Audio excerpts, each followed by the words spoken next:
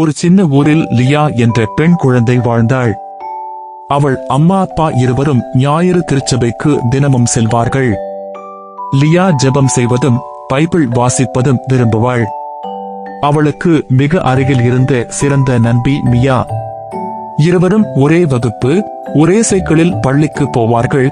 ஞாயிறு சண்டே ஸ்கூலில் சேர்ந்து பாடல்கள் பாடுவார்கள். ஒரு ஞாயிறு மியா வீட்டுக்கு வந்தாள். லியாவின் அம்மா புதிதாக வாங்கிய அழகான சின்ன சிவப்பு பைபிள் டேபிளில் வைத்திருந்தாள். மியா அதை பார்த்து ரொம்ப விரும்பினாள். லியா, இந்த பைபிள் ரொம்ப அழகா இருக்கு என்றாள்.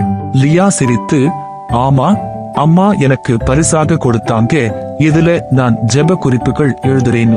மியா வீட்டுக்கு போன பிறகு லியா பார்த்தாள், அந்த பைபிள் காணவில்லை. அவள் ரொம்ப வருத்தப்பட்டாள்.